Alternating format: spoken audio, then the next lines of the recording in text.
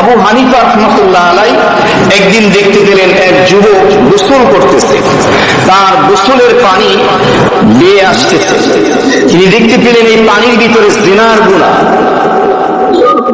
ওই যুবক যখন ইমাম আবু হানিফা রাহমাতুল্লাহ আলাইহির নিকট আসলেন, তিনি ওই যুবককে নসিহত করলেন, ভালো হয়ে যাও। যুবক স্বীকার করলো, হযরত আমার ভুল হয়ে গেছে। ইমাম আযম আবু হানিফা রাহমাতুল্লাহ আলাইহি ওই যুবকের গোসলের পানির ভিতরে গুনাহের নিদর্শন দেখতে পেলেন।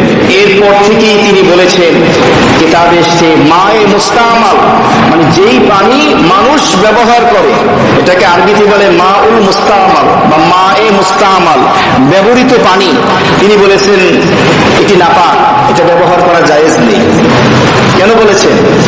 কারণ একটা মানুষ যখন পানি ব্যবহার করে, যেই দেহে ওই পানিগুলো লাগে, ওই পানির সাথে গুনাহগুলো দেখতে পাওয়া যায়, তখন পানি আর তার আসল অবস্থায় থাকে না। ওই গুনাহের জার্ম, ওই গুনাহের নিদর্শন থাকার কারণে সেটা নাপাক হয়ে যায়। এরপরে তিনি বলেছেন, ফতোয়া দিয়েছেন, ব্যবহৃত পানি মায়ে মুস্তামাল ব্যবহার করা যাবে না পবিত্রতা অর্জনের জন্য।